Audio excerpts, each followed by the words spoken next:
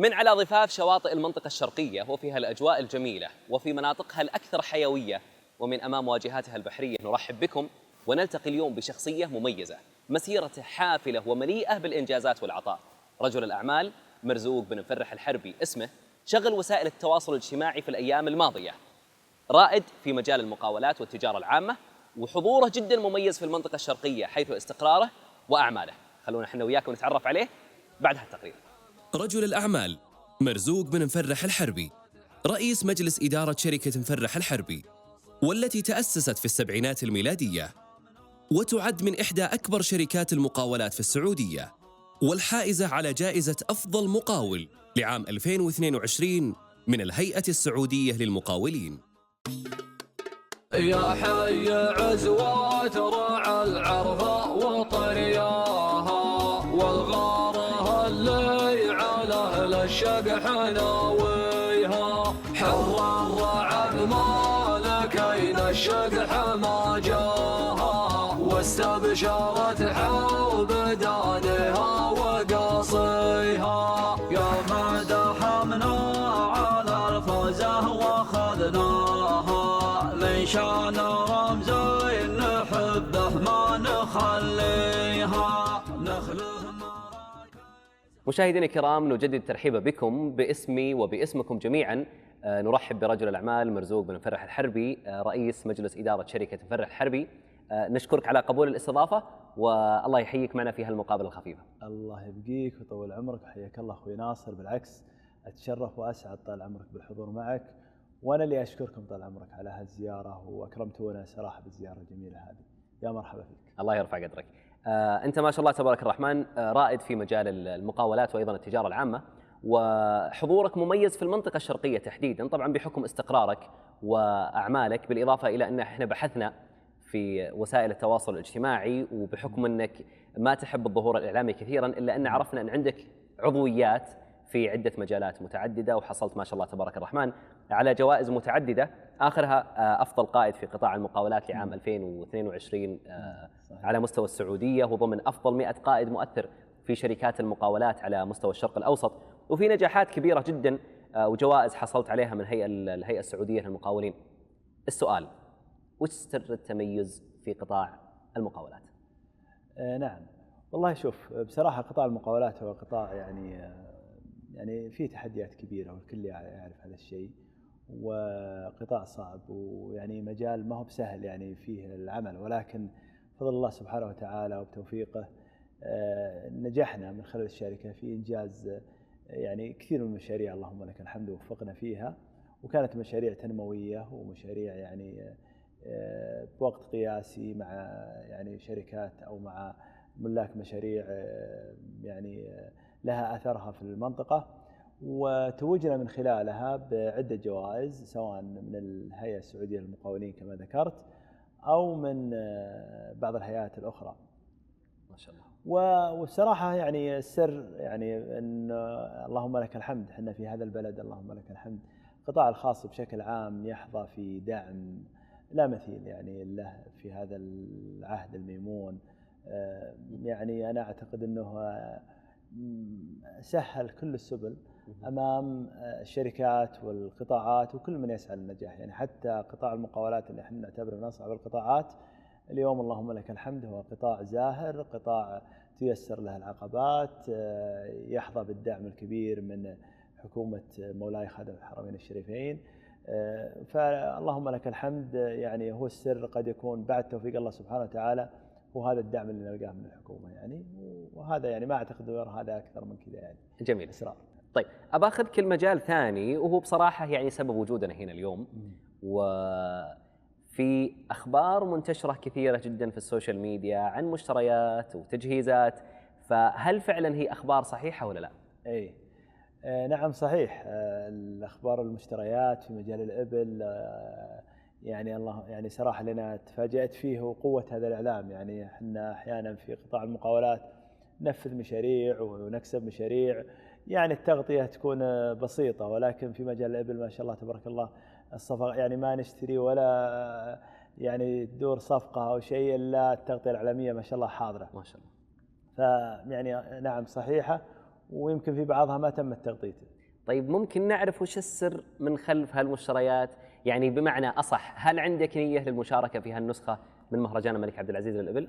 بإذن الله أن يعني ناوي المشاركة هذه السنة في هذه النسخة الثامنة، إن شاء الله أن يعني ناوي المشاركة بإذن الله. ما شاء الله. إيش اللي شجعكم على المشاركة والدخول في هالمنافسة؟ نعم، بصراحة ما وصلت إليه يعني جائزة الملك عبد العزيز يعني من مستوى يعني أنا أشوفه يغري كل صاحب منقية وكل من يستطيع المشاركة أن يشارك فيها. يعني الجائزة اليوم تصنف أنا بنظري يعني أنها من أكبر الجوائز أو المسابقات في العالم. يعني جائزة تحظى في شرف رعاية مولاي خادم الحرمين الشريفين واهتمام سمو سيدي ولي العهد. يعني أنا أشوف أنها ما ينقصها أي شيء، بل يعني الأسباب كثيرة لا تحصى. أنا أشوف أنك لو تسألني عن السبب صراحة أسباب لا تحصى. يعني اليوم الجائزة تصنف من أكبر الجوائز، أو أعتقد أنها أكبر جائزة في عالم الإبل. جميل. فأنا أعتقد أنها طموح الكل صاحب منقي. جميل. طبعا إحنا نشكرك على أنك أعطيتنا هالمعلومة الحصرية في هالمنبر على أنك أنت بتكون أحد المشاركين، لكن هل تقدر تعطينا برضو كمان معلومة عن اللون اللي أنتم مشاركين فيه؟ أي أكيد، إحنا طال عمرك مشاركين بالشقح بإذن الله. ما شاء الله. أي نعم. جميل. اسب اختيار اللون هذا تحديدا؟ اختيار اللون يعني شوف، أنا صراحة شخصيا من محبي لون الشقح، واللون هذا يعني أنا أعتبره لون فاخر، يعني لون ملكي، يعني لون يجمع جماليات المغاتير يعني كلها في، أنا أشوف أنها اجتمعت في لون الشقح. جميل. غير قصور يعني بالألوان الأخرى، ولكن لون الشقح هو لون يعني محبب. وحنا بدينا في جمع الفرديات فيه من قبل كم سنة، فكنا يعني هو اللون بعد الأكثر جاهزية لنا، لأن من محبينه، فكنا يعني عندنا فرديات ومهتمين في اقتناء الفرديات بهذا اللون، فيمكن هذا سبب المشاركة. ممتاز. عندكم ألوان غيرها؟ صحيح، يعني احنا عندنا الصفر وعندنا وضح، والصفر يعني هذه ابن الوالد الله يغفر له، وعندنا كذلك الوضح، ولكن يعني اللي احنا ناويين نشارك فيها باذن الله هي الشقح. جميل. اسماء المنقيات اصبحت كانها براندات في النسخ الماضيه من مهرجان الملك عبد العزيز. سميتوا المنقيه ولا باقي؟ نعم سمينا المنقيه الراهيات. سبب التسميه؟ والله سبب التسمية الاسم جميل، وحنا نعتقد انها يعني مرهية بالفوز باذن الله. باذن الله. والله راهية بالزين، يعني هذا اللي انا اشوفه. عسى الله يجعل لكم في كل خطوة توفيق وبركة. الابل اللي راح تشاركون فيها هل هي كلها مشتراه؟ حقيقة نعم، أكثرها مشترى، يعني كان عندنا منها إنتاج وبيشارك من إنتاجنا، ولكن الأغلب هي مشترى. جميل. أبو مفرح، حنا طماعين شوي ترى، وأنت أعطيتنا معلومات حصرية ونشكرك عليها. هل نعرف قيمة المشاركة؟ كم القيمة؟ الميزانية قصدك؟ الميزانية هي اللي أنت دفعتها للمشاركة. أوكي. صراحة الميزانية كبيرة، يعني رقم كبير. عندنا فوق ال50 بتركيا، لا أكثر من 50 بكثير. فوق ال100؟ أكثر من 100. بالمئات؟ يعني الرقم تقدر تصرح فيه ولا؟ لا والله ودي تعفيني عن التصريح، ولكن بقول لك شيء. يعني أولا يعني حنا جائزة الملك عبد العزيز والفوز فيها يسوى أنك يعني تستثمر للحصول على هذه الجائزة. وأنا أعتقد أن مجال الإبل تحديدا اليوم المنافسة فيه، إذا بتنافس على الجماليات وعلى المسابقات لازم تكون ميزانيتك يعني عليه. صعب أنك تدخل بميزانية يعني ضعيفة وتنافس. جميل. إذا أنت تؤكد الآن بإذن الله أنك راح تكون أحد المشاركين في هالنسخة، وميزانية المشاركة تجاوزت المئات، عسى الله يطرح فيها البركة يا رب العالمين. سؤالي، هل علاقتكم بالإبل بدأت بعد ما فكرتوا أنكم تشاركون في هالنسخة، ولا العلاقة أساساً ممتدة من زمان؟ لا، علاقتنا بالإبل يعني من طلعت على الدنيا وحنا أهل إبل. يعني الإبل عند أبوي وعند جدي، وإبل أبوي موجودة الآن، يعني إبل الصفر كما ذكرت. فحنا أهل إبل من طلعت. صحيح أنه يعني يمكن مع الأعمال ومع انشغال الواحد بالعمل يعني يقل الاهتمام فيها شوية، يعني التركيز عليها بحكم انشغالنا في أعمالنا، ولكن إبل موجودة يعني ما غابت منها كالحين لا إلى الآن. جميل. طيب أنا جالس أشوف ما شاء الله تبارك الرحمن اللوكيشن اللي إحنا فيه يتزين بشعار نادي الإبل. أي نعم. بصراحة أن الشعار هذا شعار يعني نادي الإبل مثل ما ذكرت، وهو شعار صراحة نعتز فيه، وأنا أشوف أن له حق على كل راعي ناقة. يعني ساهم صراحة في رفع قيمة الإبل اليوم، أنا أشوف أن أثر النادي كبير جدا يعني على وأفضاله كبيرة يعني على أهل الإبل. هل أصبح فيه مجال للاستثمار؟ قصدك الاستثمار في مجال الإبل؟ الاستثمار في مجال الإبل، نعم. نعم اليوم الأرقام كثير المستثمرين أنا أشوفهم في مجال الإبل، يعني يمكن في ناس متخصصين فقط في الاستثمار في مجال الإبل، وأنا أشوف أنه مجال واعد. يعني أنا أربطه في يعني في التوجه اللي متوجه إليه النادي برئاسة الشيخ فهد بن حثلين. أنا أشوف صراحة أن عنده استراتيجية يعني كبيرة، وكل يوم يفاجئنا في تطوير وفي حضور أكبر، وكل نسخة نقول حنا وصل إلى يعني مستوى صعب أنه يتجاوزه. أنا أشوف أنه كل ما له يعني يزود، الناس تراه أنه والله يعني بعد النسخة هذه خلاص من بيشارك ومن يجي. هذا المشاركين يتوافدون على الجائزة، وأنا أشوف أن الاستثمار أصبح يعني موجود وبقوة في مجال الإبل. جميل. طيب بحكم أن علاقتك تمتد بالإبل من زمان، ما هو فقط بعد نية المشاركة، مجال المهرجانات تحديدا المزاين صعب جدا. السؤال كيف استعداداتكم لها المشاركة؟ لا أبشرك أن الاستعداد طيب، يعني اللهم لك الحمد. يعني إحنا مدركين أن المنافسين أمامنا منافسين يعني ما هم سهلين، منافسين لهم إنجازات يعني في اللون اللي إحنا داخلينه، منافسين أقوياء، منافسين عندهم إنجازات سواء كنا في شلفة ولي العهد أو في سيف الملك. ولكن أبشرك أن الاستعداد طيب، وبإذن الله أن يعني اليوم يعني مشاركتنا يعني راح تخلف مراكز كبيرة، يعني راح تشوفون إن شاء الله ما يسركم بإذن الله. جميل. طيب بما أنكم على أتم الاستعداد للمشاركة والاستعدادات جاهزة واستعدادات عالية، عسى الله يا رب يكتب لها التوفيق يا رب العالمين، هل أنت بنفسك، طبعا احنا قبل شوي استعرضنا سلسلة من النجاحات والإنجازات في مجالك مجال المقاولات، هل أنت بنفسك راح تكون مشرف على المنقية؟ كيف بتوفق بينها وبين أعمالك أساسا؟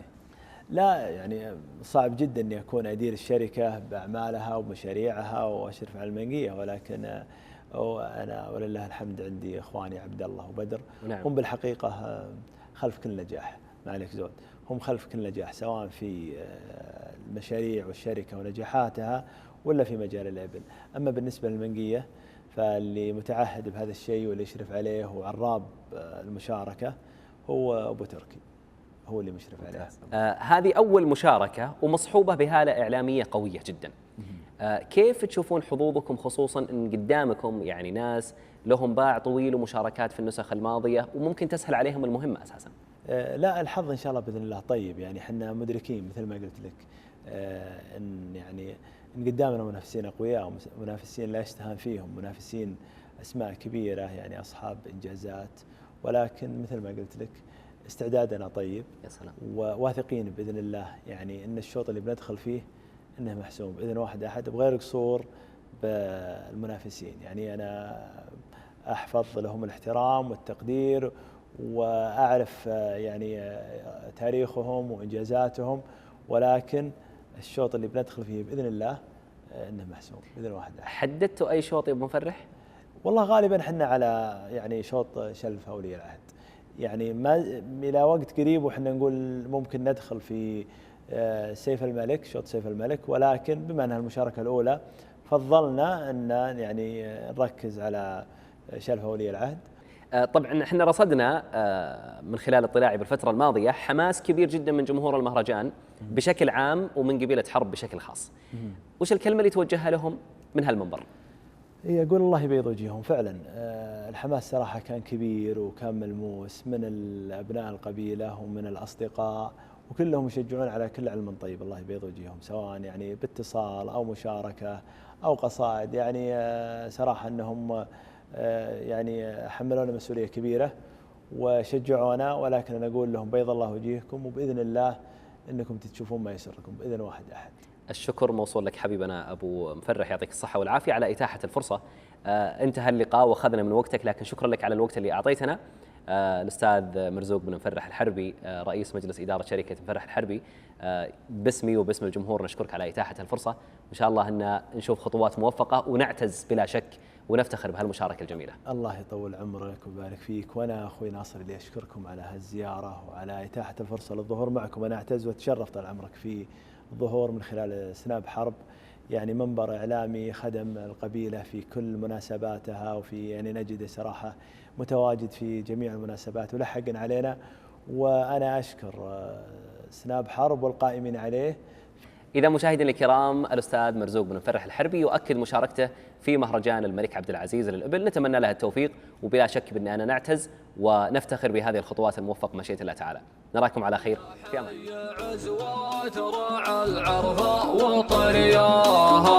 والغارة اللي على أهل الشقح ناويها حر الرعى